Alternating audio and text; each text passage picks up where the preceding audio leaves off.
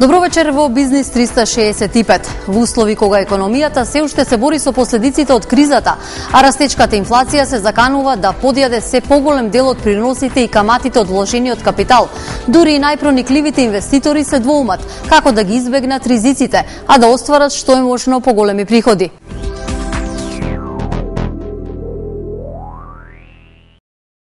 Паметното вложување започнува со проценка на движењето на економијата, кои индустрии, компании и акции ќе успеат да ја држат главата над водата. Најсигурно е да се инвестира во државни хартии од вредност или да се штеди во банка, бидејќи ризикот е најмал. Меѓутоа, приносот што може да се добие со купување на акции или вложување во инвестициски фондови може да биде далеку поатрактивен. Банките во Македонија се уште важат за најсигурни места за орочување на капитал. Зихерашите кои не сакаат да ризикуваат, вишокот на пари ги депонираат во банките, зашто добиваат годишни камати од околу 5% доколку станува збор за денарски депозит или околу 2% за депозити во евра. Ако се анализира депозитниот раст за минатата година од 8,5%, тогаш тој податок е доволен показател дека интересот на граѓаните за банкарските депозити се зголемува. За годинава се најавува тренд на намалување на пасивните каматни стапки и според проценките, каматите за штедење во денари до крајот на годината ќе паднат на 4,5%, додека за девизните депозити годишната камата ќе падне на 1,9%. Во банките вкупно се депонирани депозити во вредност од 4 милиарди евра. Играчите на берза преземаат поголем ризик, но пазарот на капитал може да донесе и поголем принос. Никогаш не може точно да се предвиди како ќе се движат цените на акциите на берзата, но факт е дека тие во моментот се потценети, што ги прави атрактивни за купување. Брокерите коментираат дека сега е време да се инвестира во акции. Проценките на берзанските аналитичари се дека после падот на вредноста на МБИ-10 од 12% лани, основниот берзански индекс годинава ќе порасне за околу 15%. Позитивните движења во глобалната економија што се очекуваат особено во втората половина од годината влеваат оптимизам дека и приносите од инвестициските фондови годинава ќе пораснат и ќе се движат меѓу 10 и 15% на годишно ниво. Тоа би било позитивна промена во споредба со лани, кога најголем дел од фондовите прикажаа негативни приноси. Очекувањата за зголемување на приносите на фондовите годинава се темелат на проценките дека сите позначајни берзански индекси во регионот, Европа, Азија и Америка ќе растат, па дури и со двоцифрени стапки. Во Македонија има 10 фондови кои располагаат со капитал од околу 7 милиони евра. Двете доброволни пензиски друштва минатата година оствариле просечен годишен принос од околу 5,5%. Заедно располагаат со капитал од околу 3,2 милиони евра, а имаат 16.800 осигуреници кои вложиле пари кај нив. За годинава очекуваат принос од 2% поени повеќе од стапката на инфлација, што би било околу 5,2%. Минималната заработка од инвестиција во животно осигурување пак во Македонија изнесува 2%, колку што е и европскиот просек, но од друштвата за осигурување објаснуваат дека функцијата на животното осигурување е друга. Станува збор за инвестиции кои може да донесат побезбедно осигурана иднина, а не голем профит. Аналитичарите велат дека за оние што имаат поголем апетит за ризик и предприемачки дух, најдобра инвестиција е сопствениот бизнис. Ризикот е голем, но и приносот е највисок.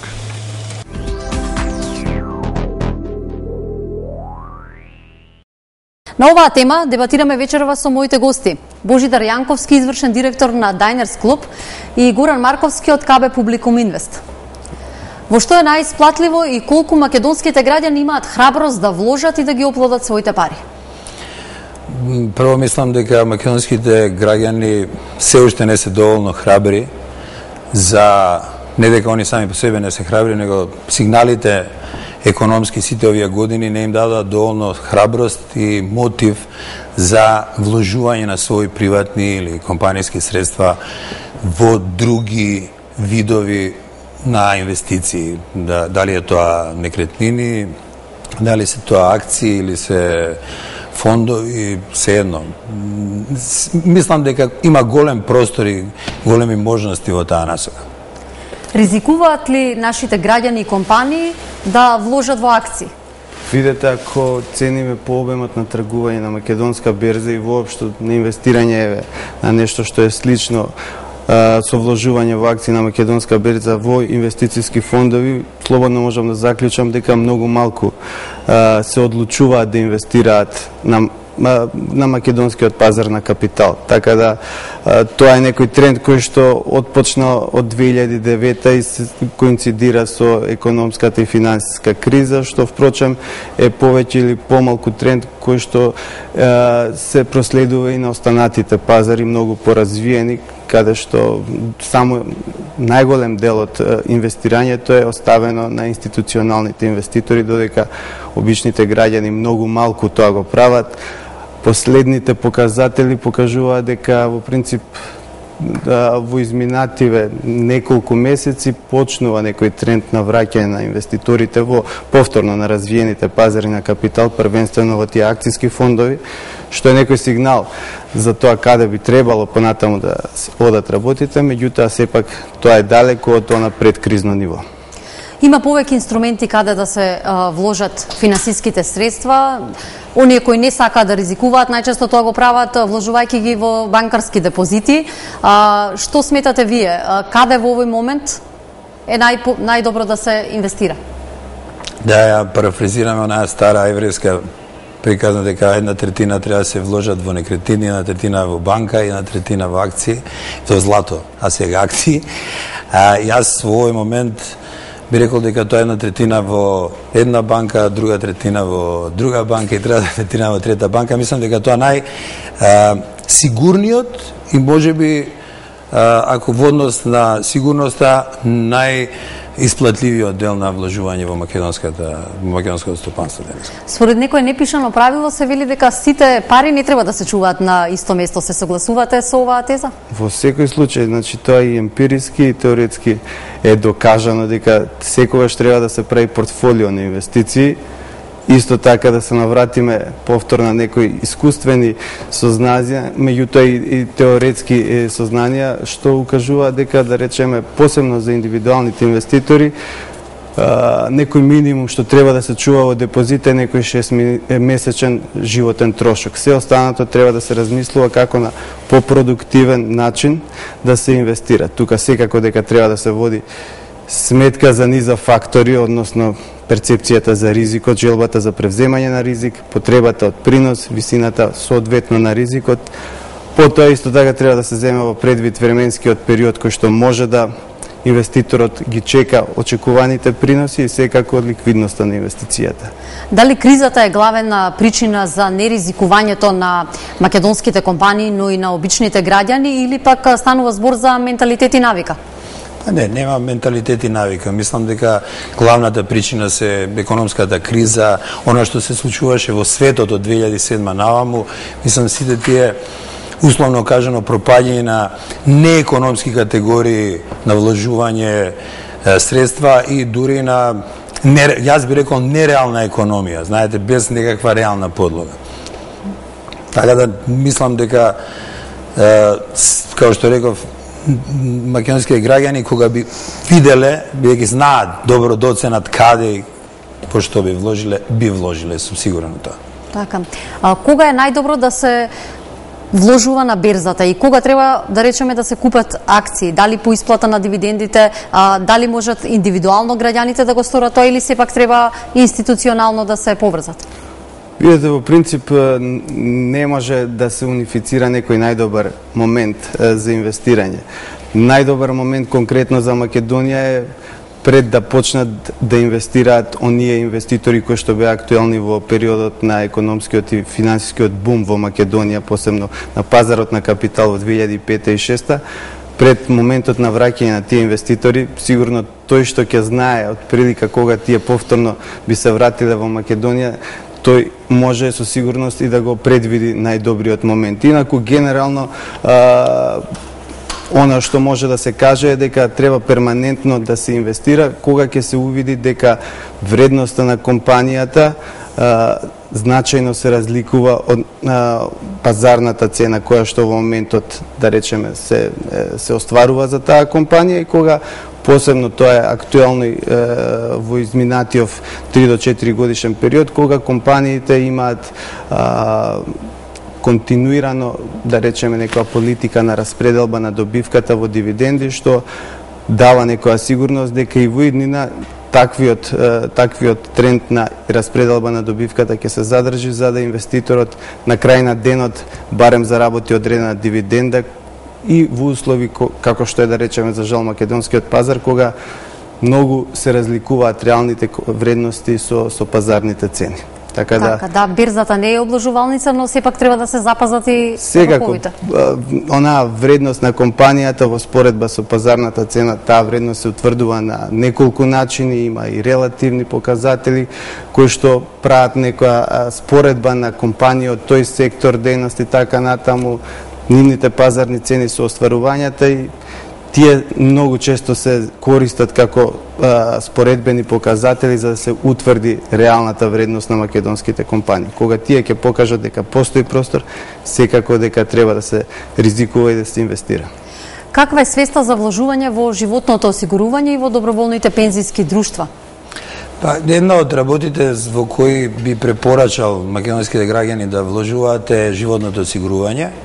Поготово тоа во последниве години зема голем замав и во Македонија. Мислам дека тоа е една од работите во кои сигурно треба да вложат.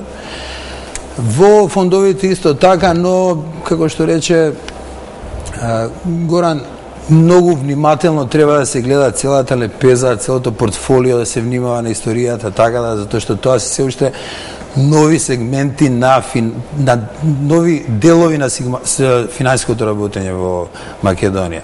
Така да, едно од работите кои јас мислам дека исто така е вредно да се инвестира е образованието во Македонија, значи на своето образование, на образованието во деца. Тоа е она изгледа нефинансиско инвестирање, но подоцна ќе донесе многу големи приноси. Да, бенефитите се видливи на долг рок. Сигурно. Во секој случај. Освен берзата, кои се другите, ги споменавме и банкарските депозити, дали сметате дека банкарските депозити се сепак најсигурен инструмент каде што граѓаните, оние кои не ризикуваат, си ги вложуваат своите пари, знаат дека во банка им е најсигурно да ги чуваат заштедите? Во секој случај банкарските депозити по дефиниција и во пракса и законски се најсигурни, посебно ние за кои што и државата гарантира преку соодветен фонд.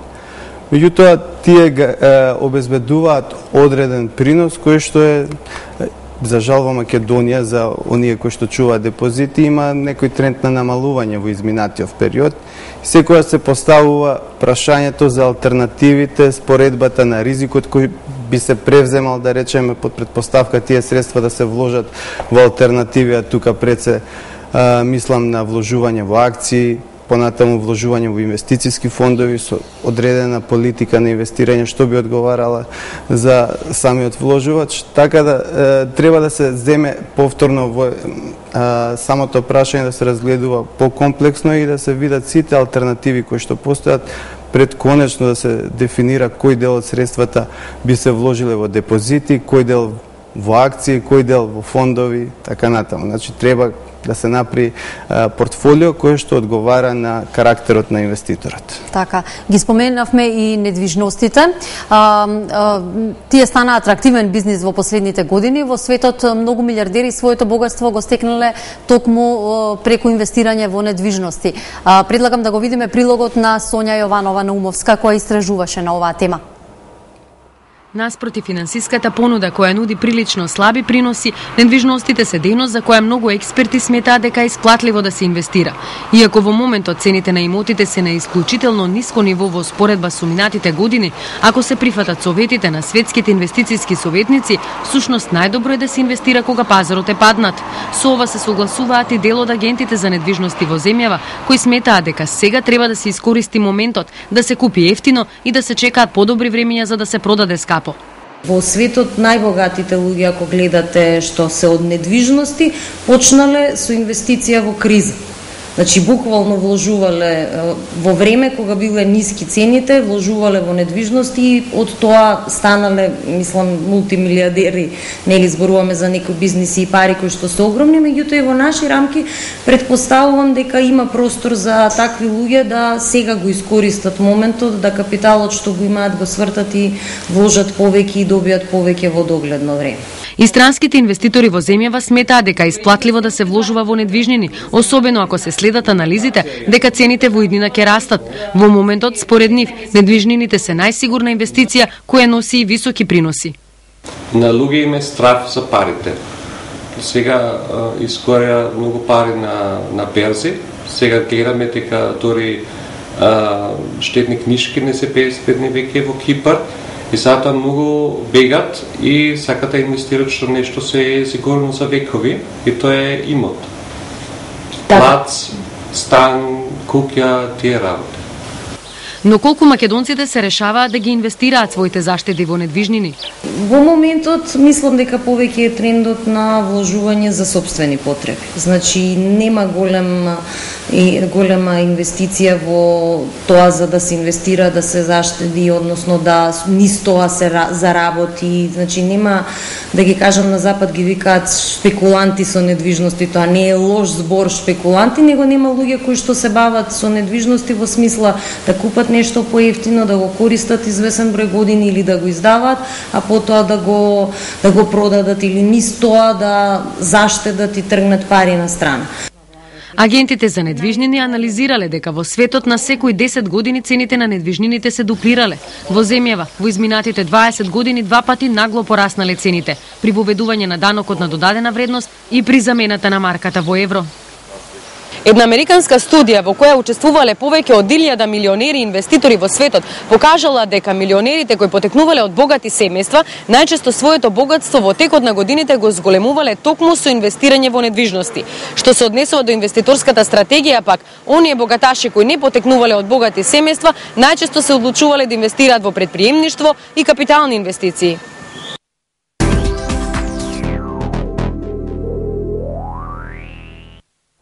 Ги слушнавме ставовите на бизнисмените и на агентите од агенциите за недвижности. Дали сметате дека инвестирањето во градежништвото кај нас зема замав?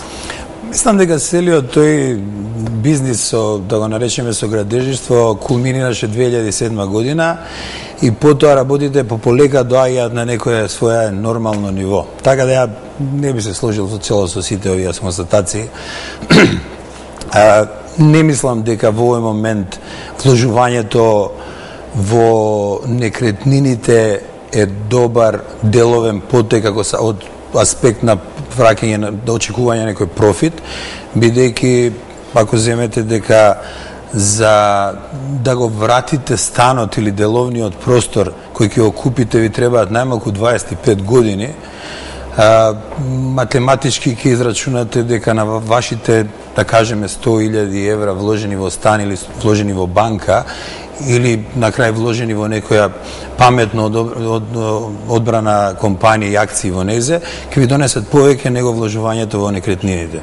Така да, за жал, тоа е во овој момент во Македонија и околу нас не погаѓа, сакале ние или не келе, тој тренд на опаѓање на цените на недвижнините, при тоа цената за овие 10 години остана иста. Тоа што беше 1200 марки, стана 1200 евра, ама ако знаеме дека и еден голф беше 14.000 марки, сега 14.000 евра, значи е добро место каде што можете да ги ставите парите, а да не ги носите со вас или да ви бидат горе-доле сигурни дека на крајот од приказната ќе ги добиете истите пари.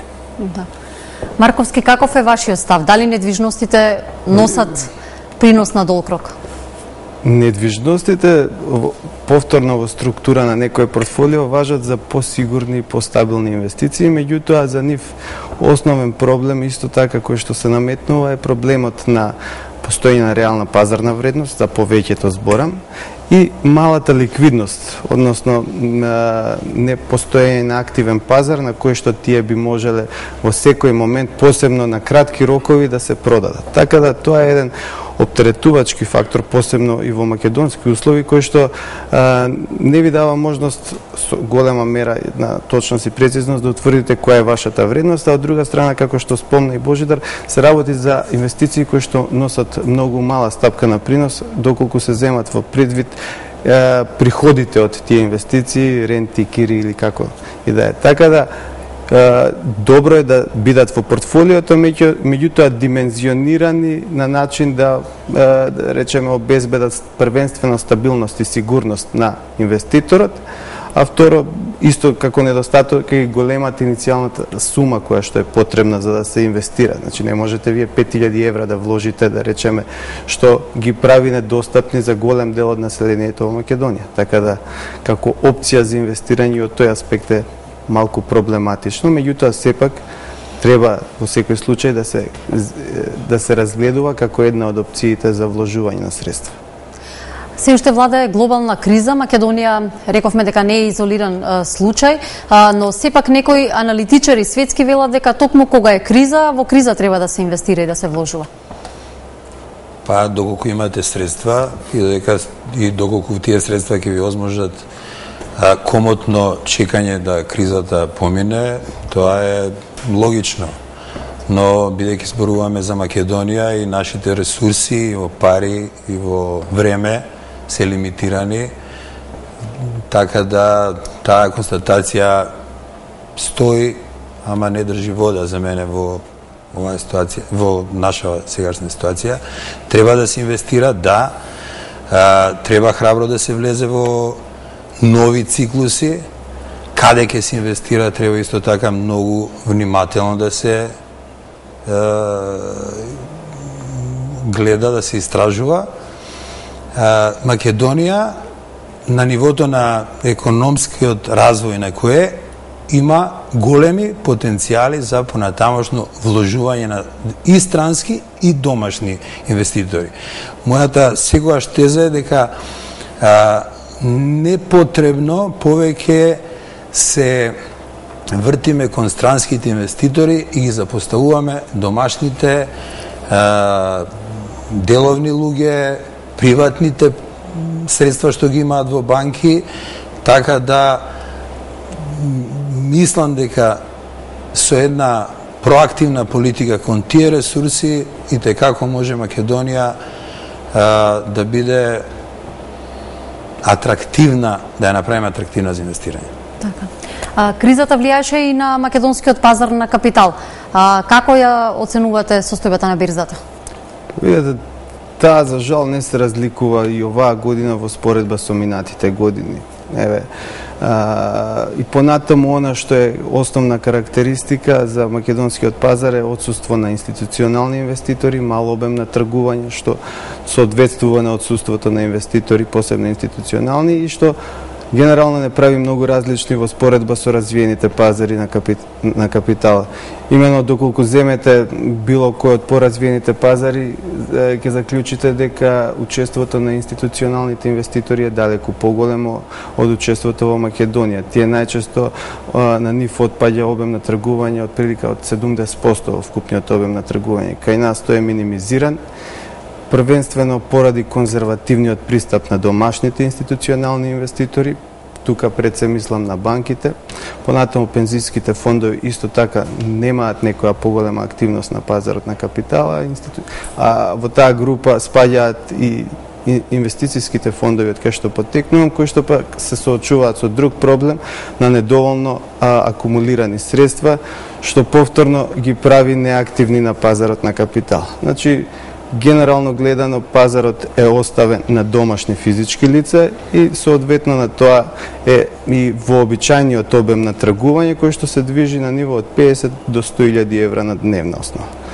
Она што исто така е сериозен проблем е недостаток на странски инвеститори кои беа главен двигател на пазарот на капитал во периодот на најдобрите денови на македонскиот пазар на капитал.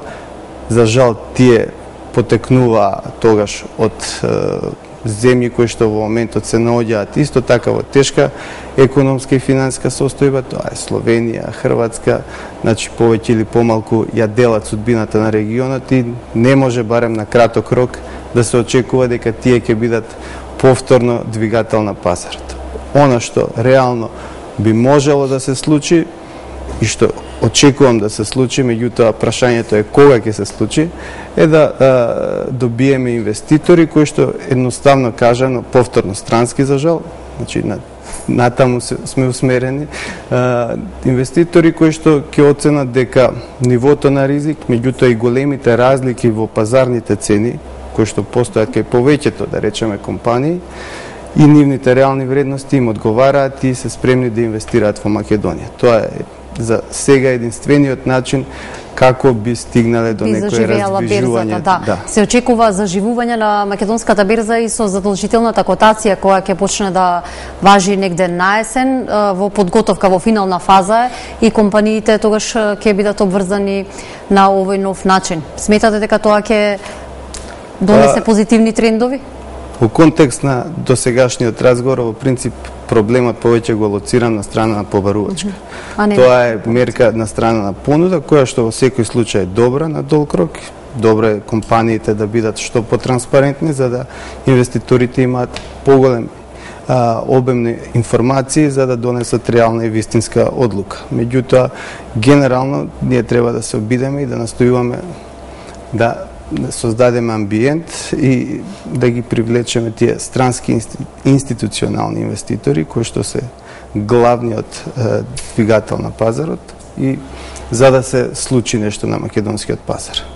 Како го оценувате деловниот амбиент? Вие сте извршен директор на Дайнерс за Македонија, но и за Србија и Црна Гора. Каде е нашава земја во споредба со регионот и колку има добар бизнис амбиент?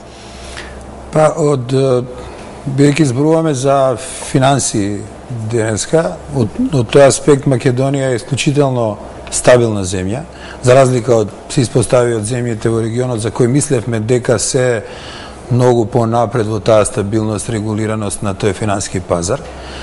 Благодарејќи на сите овие години политиката што ја водеше Народна банка, значи финансискиот систем на Македонија е исклучително стабилен. Тој и генерира да обкружувањето економско биде релативно стабилно и примамливо за инвестирање. Значи, тој дел е основа, фундамент за било каква понатаму економски развој, економска за инвеститори, сигурност, финансискиот дел е неспорно битен и ние го имаме. Така да во однос на земјите во окружување, за среќа, со политиката што е водена сите овие години, сме постабилни, поинтересни за вложување, за инвестирање на дали странски, дали домашен капитал, но сега го треба уште многу работа на правниот дел и правнината сигурност на сите тие инвестирани средства. Иначе во однос на другите земји, фала Богу, сме токму за правната сигурност и за администрацијата, тие се и главните забелешки кои што ги нотираат и странските инвеститори кои што водат бизнис во земјава.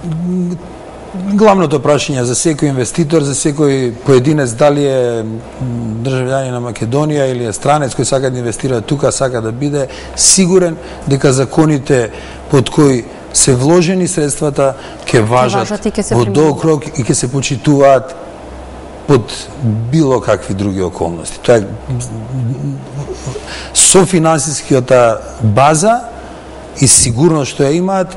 Вториот незаменлив дел е правната сигурност која треба да се работи уште доста во Македонија. Кога сега би се прашале и би требале вие лично да вложите пари, каде би го направиле тоа? Видете, јас сум субјективен и не, меѓутоа во секој случај сметам дека повторно доколку се работи за млади луѓе кои што имаат долг временски хоризонт и на кои што ликвидноста барем на краток рок не им е потребна, сметам дека најголем дел од средствата повторно би ги инвестирал или директно во акции или во инвестициски фондови во зависност од преференциите и така натаму. Значи тоа е сепак нешто што зависи конкретно од инвеститорот, меѓутоа би ги насочил кон инвестиции што се поврзани со повисок ризик и кои што на долг рок би ми донеле поголем принос. Секако дека еден дел од средствата повторно би оделе и во посигурни инвестиции, меѓутоа најголемиот дел, 70 до 80%, би оделе во овој тип на вложување. Јанковски?